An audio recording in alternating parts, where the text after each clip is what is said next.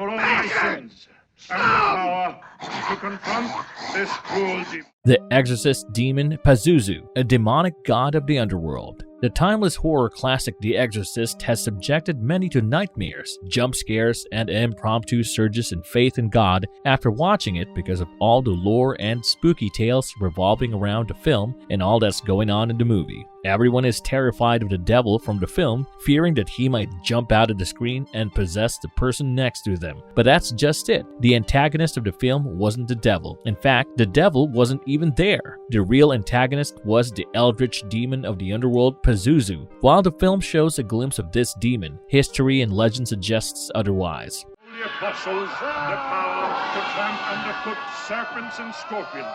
Pazuzu was one of the coldest, most calculative evil monsters of the Mesopotamian civilization, known to have dominion over the sky. He massacred the masses by corrupting them into doing evil and then subjecting them to eternal agony in the great abyss. In this video, we talk about Pazuzu's origins, the mythology behind the Prince of the Demons, his followers in the modern day, and the historically famous Amulet of Pazuzu found in the Sumerian text. Let's begin, shall we?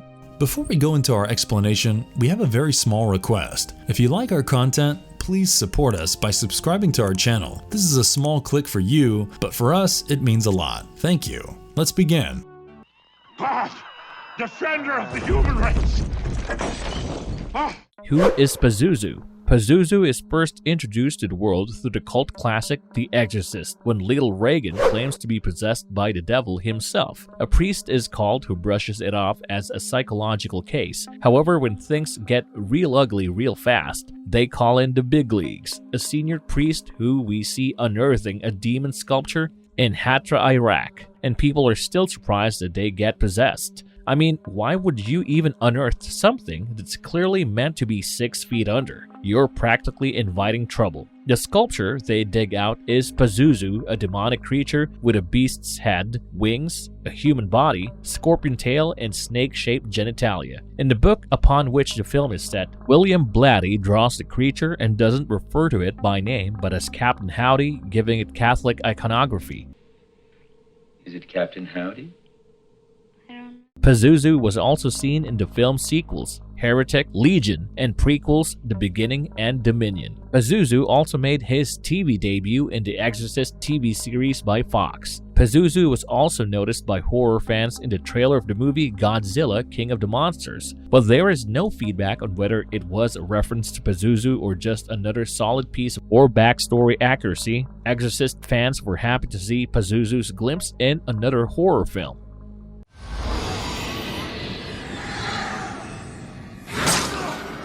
Pazuzu in Exorcist franchise. Before we get into stuff like Pazuzu's mythology and other interesting entries such as his amulet, it is important for us to note his characterization and importance in the Exorcist franchise.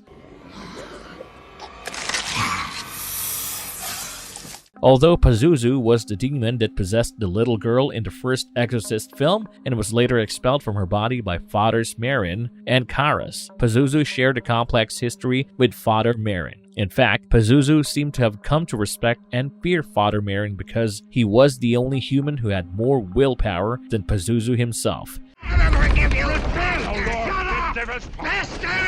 In the 2004 film Exorcist: The Beginning, which was chronologically the first film of the franchise, we saw Pazuzu's tryst with Earth and humans, and also the showcase of his near absolute powers. And the power to fight is true. In the movie, we learned that Pazuzu has been hurting humankind for more than 1,500 years in a village called Derati, which is assumed to be the place where Lucifer fell after his fall from heaven. The demon had killed several men from the missionary, and Justinian the Great constructed a church over the demon's resting place, which was then buried, so that the evil would be contained. However, in contemporary times, Father Merrin was invited by a collector of ancient artifacts to help him find an ancient demonic relic from a British excavation site. This was how Pazuzu was released from his holy prison.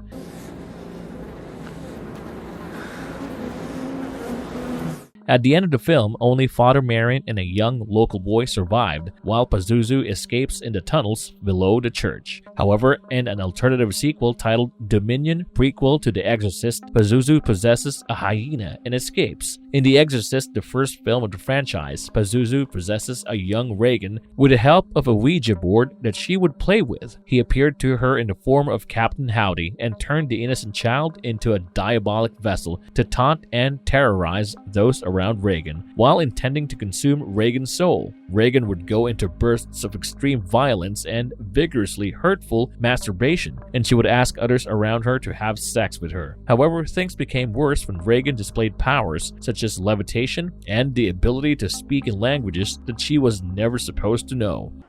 You speak Latin? Ego te absolvo. In the end, although Pazuzu was expelled from Regan's body, Father Karras lost his life by jumping through the window before asking the demon to possess him. In Exorcist Legion, the sequel film, Pazuzu transferred the soul of the Gemini killer and placed it in Father Karras' corpse, after which this unholy unity created havoc wherever it went. You killed your I'm mother! this your servant. You left her alone to Regan die! to Shut up! I'll never forgive you! Is it based on a true story? Yes and no. The movie and book shows a young girl named Regan who gets severely possessed after using a Ouija board, then priests try to exorcise her after realizing she was actually possessed and wasn't faking it because of mental illnesses. The possession part did happen to a 14-year-old boy in 1949 who was given a Ouija board by his spiritualist aunt. Robbie Mannheim, who went by the pseudonym Roland Doe, was subject to exorcisms by the Roman Catholic Church at the time, who deemed it necessary considering the brevity of the situation. Still, eventually, the case was revealed to be one involving emotional and mental disturbances. However, there was no mention or instance of Pazuzu being involved in this matter. Blatty added this twist to his book after seeing Pazuzu's statue on a trip to Iraq.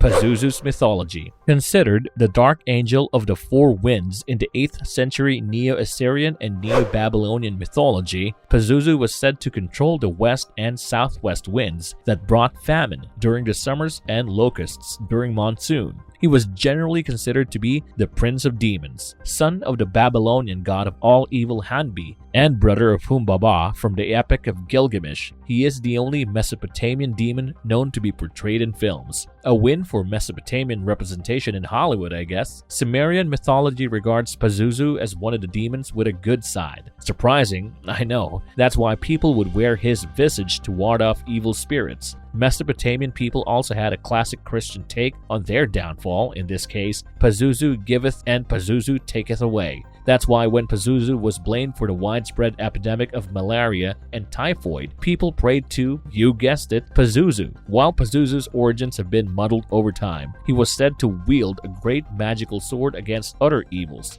But Christian mythology overruled his good side and regarded him as Satan's second-in-command who conspired to overthrow God's reign, but was cast out alongside Lucifer and turned into a demon. Pazuzu was said to be one of the 12 Oberith or eldritch demons, predating the Abyss itself. That's why the first layer of Abyss is known as Pazunia, in his honor. Some texts suggest Pazuzu may have even created the Great Abyss. Pazuzu 1, Satan 0.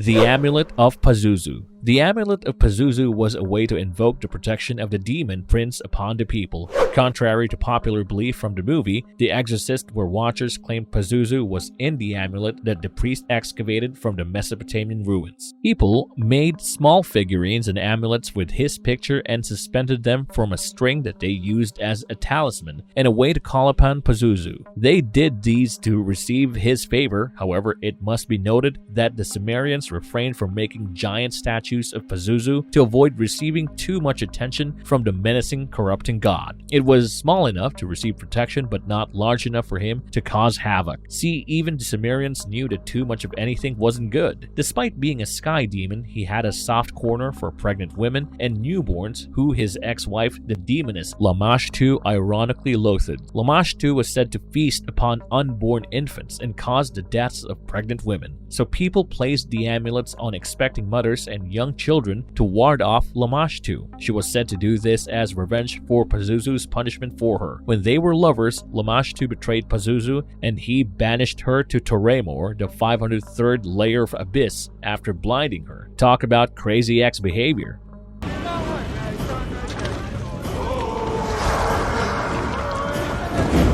Pazuzus Followers. We know about Mesopotamia being awestruck with Pazuzu, but what about the modern times? Allow me to indulge you with a tale of Pazuzu Algarad. Born John Alexander Lawson, this North Carolina guy showed signs of some mental illness from very early on. The classic substance use and killing animals for its fun. He was diagnosed as schizophrenic and agoraphobic, but his mother couldn't afford his treatment for long, causing him to go downhill pretty drastically. He watched The Exorcist and got obsessed with Pazuzu, so much that he legally changed his name to Pazuzu Ila Algarad, inked his entire face, filed his teeth to fangs, resorted to bathing once a year and brushing never. Psychiatrists suggest that his act of ostracization may be in rebellion against the town's heavy Christian environment, much like the infamous Charles Manson. He had a way of wooing people into doing his dirty work and even got 2 women to be betrothed to him. We shall never know how on earth he did that. They and other people frequented his house to drink bird blood, have orgies, sacrifice rabbits, and abuse drugs.